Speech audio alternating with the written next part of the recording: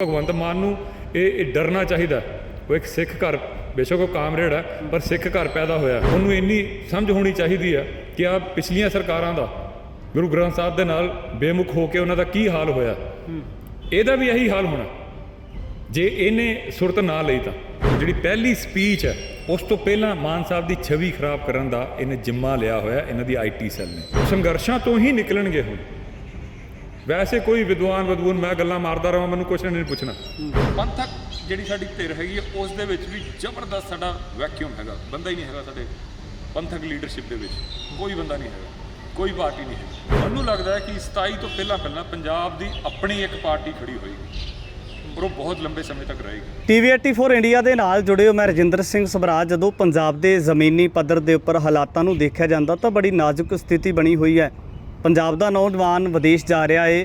ਪੰਜਾਬ ਦੀਆਂ ਰਵਾਇਤੀ ਪਾਰਟੀਆਂ ਜਾਂ ਜਿਹੜੀਆਂ ਨਵੀਆਂ ਧਿਰਾਂ ਸੱਤਾ ਦੇ ਵਿੱਚ ਆਈਆਂ ਨੇ, ਬਹੁਤ ਵੱਡੇ ਸੱਤਾ ਤੋਂ ਪਹਿਲਾਂ ਦਾਅਵੇ ਕਰਦੀਆਂ ਸੀ। ਮੌਜੂਦਾ ਸਮੇਂ ਦੇ ਵਿੱਚ ਉਹਨਾਂ ਦੇ ਹਾਲਾਤ ਕੀ ਨੇ, ਕਿਸ ਤਰੀਕੇ ਦੇ ਨਾਲ ਲੋਕਾਂ ਨੂੰ ਆਪਸ ਦੇ ਵਿੱਚ ਛੋਟੇ ਬਿਆਨਾਂ ਦੇ ਰਾਹੀਂ ਵੱਡੀਆਂ ਸਟੇਟਮੈਂਟਸ ਬਣਾ ਕੇ ਪੇਸ਼ ਕਰਕੇ ਉਲਝਾਇਆ ਜਾ ਰਿਹਾ ਹੈ। ਸਾਡੇ ਨਾਲ ਦਲਜੀਤ ਸਿੰਘ ਕਲਸੀ ਨੇ ਲਗਾਤਾਰ ਸੋਸ਼ਲ ਮੀਡੀਆ ਦੇ ਉੱਪਰ ਵੀ ਸਰਗਰਮ ਰਹਿੰਦੇ ਨੇ। ਕਿਸੇ ਸਮੇਂ ਦੀਪ ਸਿੱਧੂ ਦੇ ਵੀ ਬਹੁਤ ਨੇੜਲੇ ਸਾਥੀ ਰਹੇ ਸੀ। ਵਾਰਸ ਪੰਜਾਬ ਦੇ ਜਥੇਬੰਦੀ ਦੇ ਵੀ ਮੁੱਖ ਆਗੂ ਨੇ। ਗੱਲਬਾਤ ਕਰ ਲੈਣੇ ਬਾਈ। ਸਭ ਤੋਂ ਪਹਿਲਾਂ ਸਵਾਗਤ ਹੈ। ਵਾਹਿਗੁਰੂ ਜੀ ਕਾ ਖਾਲਸਾ। ਵਾਹਿਗੁਰੂ ਜੀ ਖਾਲਸਾ, ਵਾਹਿਗੁਰੂ ਜੀ ਕੀ ਫਤਿਹ ਜੀ। ਬਾਈ ਜੀ, ਸਭ ਤੋਂ ਪਹਿਲਾਂ ਵੱਡਾ ਸਵਾਲ ਹੈ, ਦੀਪ ਸਿੱਧੂ ਦੀਆਂ ਕਈਆਂ ਹੋਈਆਂ ਗੱਲਾਂ ਯਾਦ ਆਉਂਦੀਆਂ ਨੇ। ਸ਼ੁਰੂ ਇੱਥੋਂ ਕਰਾਂਗਾ। ਔਰ ਜੋ ਗੱਲਾਂ ਕਿਹਾ ਕਰਦੇ ਸੀ, ਅੱਜ ਉਹੀ ਗੱਲਾਂ ਉਹੀ ਕੁਝ ਪੰਜਾਬ ਦੇ ਨਾਲ ਵਾਪਰਦਾ ਹੈ ਕਿ ਪੰਜਾਬ ਦੀ ਹੋਂਦ ਦਾ ਸਵਾਲ ਹੈ। ਪੰਜਾਬ ਨੂੰ ਕੋਈ ਵੀ ਇਸ ਤਰ੍ਹਾਂ ਦੀ ਧਿਰ ਨਹੀਂ ਜਿਹੜੀ ਪੰਜਾਬ ਦੇ ਹਾਲਾਤਾਂ ਨੂੰ ਬਦਲ ਕੇ ਰੱਖ ਸਕੇ। ਸਭ ਤੋਂ ਪਹਿਲਾਂ ਪੰਜਾਬ ਦੇ ਸਮੁੱਚੇ ਹਾਲਾਤਾਂ ਨੂੰ ਕਿਸ ਤਰ੍ਹਾਂ ਦੇਖਦੇ ਹੋ?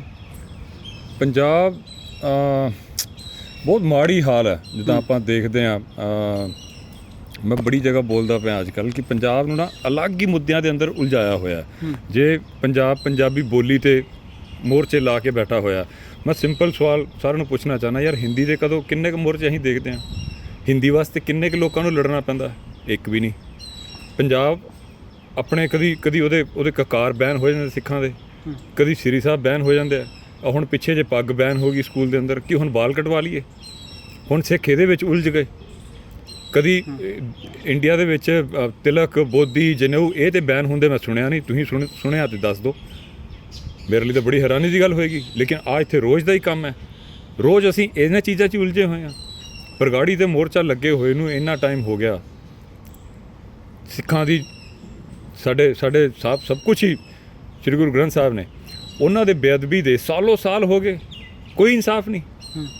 ਆਪ ਦੱਸ ਦਿਓ, ਗੀਤਾ ਦੀ ਬੇਅਦਬੀ ਦੇ ਮੋਰਚੇ ਕਿਤੇ ਲੱਗੇ ਹੋਣ, ਕਿਤੇ ਬਾਈਬਲ ਦੇ ਬੇਅਦਬੀ ਦੇ ਮੋਰਚੇ ਲੱਗੇ ਹੋਣ, ਕਿਤੇ ਕੁਰਾਨ ਦੀ ਬੇਅਦਬੀ ਦੇ ਮੋਰਚੇ ਲੱਗੇ ਹੋਣ।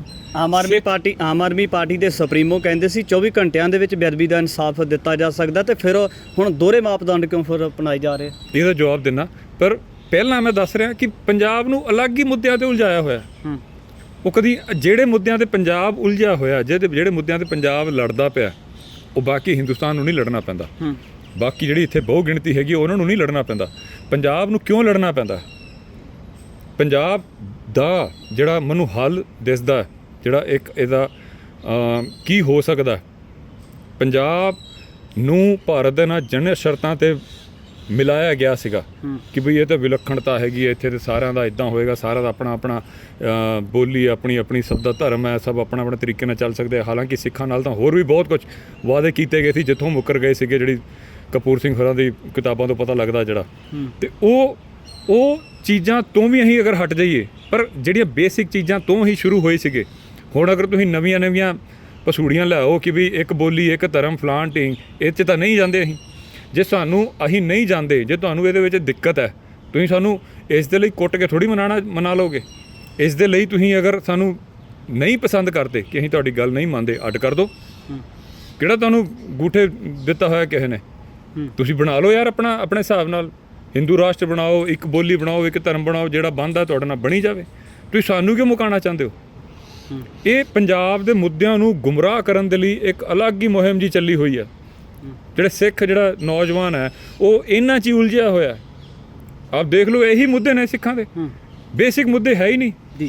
ਔਰ ਜਿਹੜਾ ਤੁਸੀਂ ਗੱਲ ਕੀਤੀ, ਜਿੱਥੇ ਉਹ ਕੇਜਰੀਵਾਲ ਸਾਹਿਬ ਇਹ ਗੱਲ ਬੋਲਦੇ ਨੇ ਕਿ ਇਹਦਾ 24 ਘੰਟੇ ਲੱਗਣਗੇ, 24 घंटे च इंसाफ हो जाएगा। ये कुंवर विजय प्रताप जी ने बहुत सारा काम किया होया, इनको तो 24 घंटे लगेंगे, इनको सब कुछ पता ही है।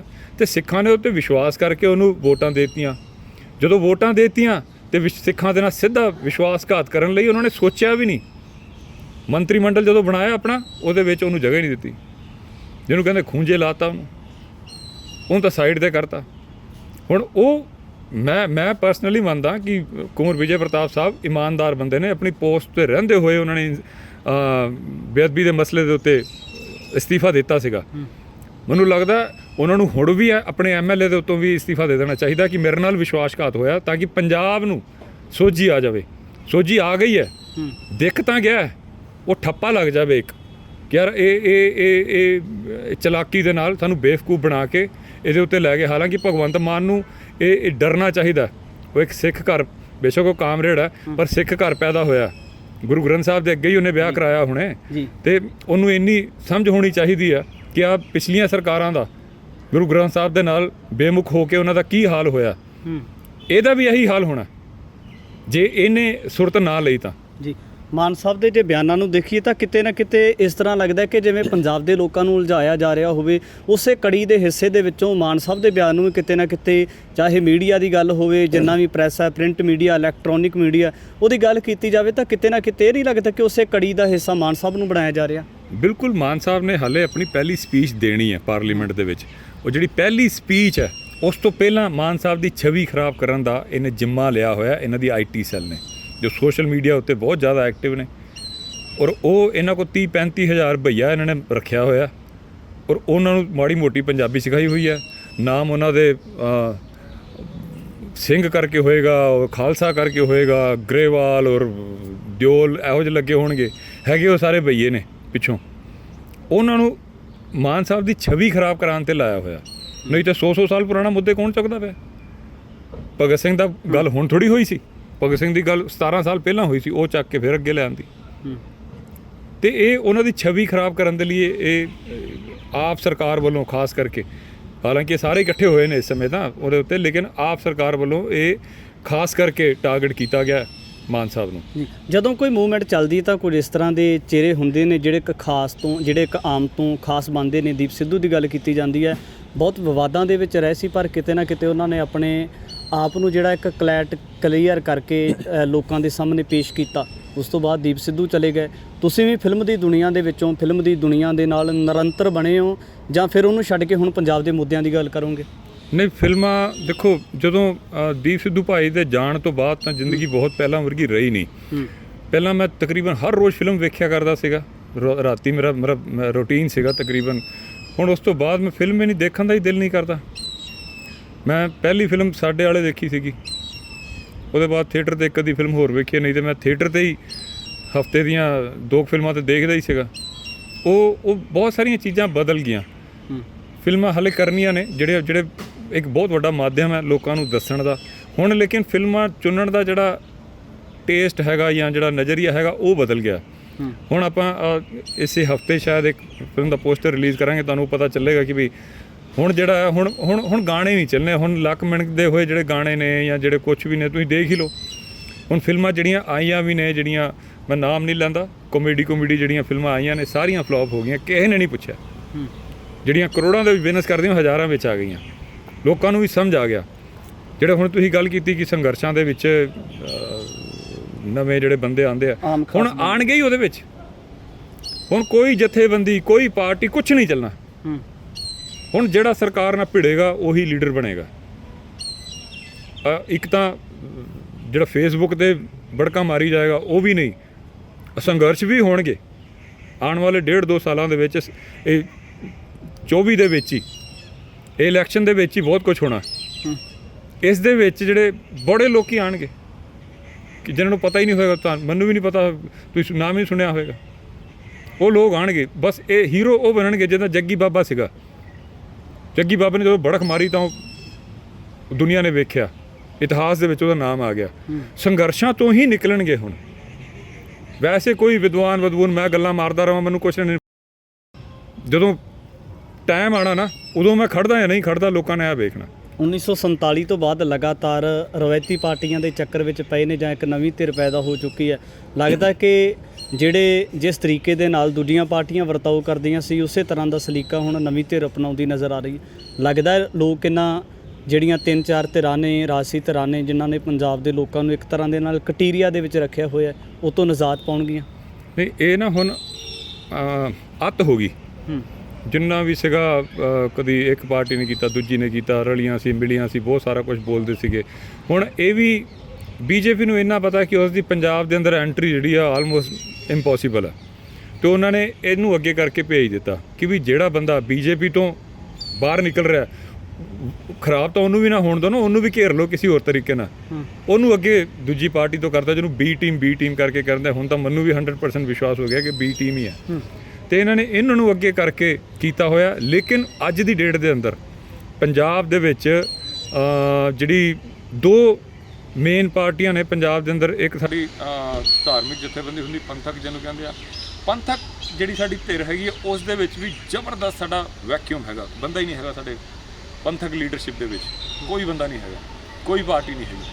ਹਾਂ, ਉਹ ਕਾਬਜ਼ ਹੋ ਕੇ ਬੈਠੇ ਹੋਏ ਨੇ ਜਿਹੜੇ 11-12 ਸਾਲ ਤੋਂ ਇਲੈਕਸ਼ਨ ਨਹੀਂ ਹੋਏ, ਇਲੈਕਸ਼ਨ ਕਰਾਉਣ, ਖੋਲ੍ਹਣ, ਪਤਾ ਲੱਗੇ, ਇਹ ਤਾਂ ਧੱਕੇ ਨਾਲ ਬੈਠੇ ਹੋਏ ਨੇ। ਜਿਹੜੀ ਸਾਡੀ ਰਿਵਾਇਤੀ ਪਾਰਟੀ ਜਿਹਨੂੰ ਅਸੀਂ ਬੋਲਣਾ ਹੈ, ਜਿਹੜਾ ਪੰਜਾਬ ਦੀ ਪਾਰਟੀ ਹੈ, ਪੰਜਾਬ ਦੀ ਪਾਰਟੀ ਦਾ ਵੀ ਇਸ ਸਮੇਂ ਜ਼ਬਰਦਸਤ ਵੈਕਿਊਮ ਹੈਗਾ। ਪੰਜਾਬ ਦੇ ਅੰਦਰ ਲੀਡਰਸ਼ਿਪ ਨਹੀਂ ਹੈਗੀ। ਜਿਹੜੇ ਲੀਡਰਸ਼ਿਪ ਸੀਗੇ ਬਹੁਤ ਵਧੀਆ ਬੰਦੇ, ਖਹਿਰਾ ਸਾਹਿਬ ਵਰਗੇ, ਉਹ ਇੱਧਰ ਉੱਧਰ ਬਹੁਤ ਜਗ੍ਹਾ ਘੁੰਮ ਲਏ। ਮੈਨੂੰ ਲੱਗਦਾ ਹੈ ਕਿ 27 ਤੋਂ ਪਹਿਲਾਂ ਪੰਜਾਬ ਦੀ ਆਪਣੀ ਇੱਕ ਪਾਰਟੀ ਖੜੀ ਹੋਏਗੀ, ਔਰ ਉਹ ਬਹੁਤ ਲੰਬੇ ਸਮੇਂ ਤੱਕ ਰਹੇਗੀ, ਔਰ ਉਹੀ ਪੰਜਾਬ ਦਾ ਹੱਲ ਹੋ ਸਕਦਾ। ਹਾਂ, ਉਹ ਵੀ ਖਾਣਗੇ, ਵੈਸੇ ਮੈਂ ਗਾਰੰਟੀ ਲਵਾਂਗੀ ਉਹ ਨਹੀਂ ਖਾਣਗੇ, ਉਹ ਵੀ ਖਾ ਲੈਣਗੇ, ਪਰ ਉਹ ਜਿਹੜੀ ਗੱਲ ਹੁੰਦੀ ਹੈ ਕਿ ਛਾਵੇਂ ਮਾਰਨਗੇ ਘੱਟ ਤੋਂ ਘੱਟ। ਦੀਪ ਬਾਈ ਵੀ ਬੋਲਿਆ ਕਰਦਾ ਸੀ ਯਾਰ ਆਪ ਤੋਂ ਚੰਗਾ ਤਾਂ ਅਕਾਲੀ ਹੀ ਬਣ ਜਾਣ ਭਾਵੇਂ। ਉਹ ਗੱਲ ਹੁਣ ਲੱਗਦਾ ਕਿ ਯਾਰ ਸੱਚ ਹੀ ਬੋਲਦੇ। ਉਦੋਂ ਸਮਝ ਨਹੀਂ ਆਉਂਦੀ ਸੀ ਗੱਲ ਕਿ ਭਾਈ ਯਾਰ ਅਕਾਲੀ ਥੋੜ੍ਹੀ ਆਪ ਫਿਰ ਵੀ ਕੁਛ ਨਵਾਂ ਕਰੇਗਾ ਤਾਂ ਬੜਾ ਕੁਛ ਕਰਨ ਨੂੰ ਫਿਰਦੇ ਆ, ਅਕਾਲੀ ਤਾਂ ਕੁਛ ਨਹੀਂ ਕਰਦੇ ਪਏ। ਉਹ ਕਹਿੰਦਾ ਸੀਗਾ ਤੁਸੀਂ ਦੇਖਿਓ, ਤੁਸੀਂ ਆਪ ਕਹੋਗੇ ਉਹਦੀ ਗੱਲ ਸੱਚ ਹੁੰਦੀ ਹੈ, ਯਾਰ ਇਹਦੇ ਨਾਲ ਚੰਗਾ ਤਾਂ ਅਕਾਲੀ ਲੈ ਆਉਂਦੇ। ਅਤੇ ਹੁਣ ਜਿਹੜਾ ਸਮਾਂ ਹੈ, ਇਹ ਆਉਣ ਵਾਲੇ 1.5-2 ਸਾਲਾਂ ਦੇ ਵਿੱਚ ਇੱਕ ਨਵੀਂ ਧਿਰ ਦੋਨੋਂ ਤਰਫੋਂ, ਪੰਥਕ ਵੀ ਔਰ ਰਾਜਨੀਤਿਕ ਵੀ, ਪੰਜਾਬ ਦੀਆਂ ਆਪਣੀਆਂ ਖੜੀਆਂ ਹੋਣਗੀਆਂ, ਜਿਸ ਦੀ ਬਹੁਤ ਲੋੜ ਵੀ ਹੈ ਪੰਜਾਬ ਨੂੰ। ਪੰਜਾਬ ਦੇ ਮੁੱਦਿਆਂ ਦੇ ਬਾਰੇ ਗੱਲਬਾਤ ਕੀਤੀ ਹੈ। ਵਾਰਸ ਪੰਜਾਬ ਦੇ ਜਥੇਬੰਦੀ ਦੇ ਮੁੱਖ ਆਗੂ ਦਲਜੀਤ ਸਿੰਘ ਕਲਸੀ ਦੇ ਨਾਲ ਗੱਲਬਾਤ ਹੋਈ ਹੈ। ਤਾਂ ਆਉਣ ਵਾਲੇ ਸਮੇਂ ਦੇ ਵਿੱਚ ਪੰਜਾਬ ਦੇ ਤਮਾਮ ਮਸਲਿਆਂ ਨੂੰ ਹੱਲ ਕਰਨ ਵਾਸਤੇ ਜਿਹੜੀਆਂ ਪੰਜਾਬ ਦੀਆਂ ਕੁਝ ਸਰਗਰਮ ਧਿਰਾਂ ਨੇ, ਉਹ ਕਿਸ ਤਰੀਕੇ ਦੇ ਨਾਲ ਕਿਸ ਤਰ੍ਹਾਂ ਦਾ ਰੁਖ ਅਪਣਾ ਸਕਦੀਆਂ ਨੇ, ਆਉਣ ਵਾਲੇ ਸਮੇਂ ਦੇ ਵਿੱਚ ਤਮਾਮ ਪੱਖ ਲੈ ਕੇ ਹਾਜ਼ਰ ਹੋਵਾਂਗੇ। ਧੰਨਵਾਦ।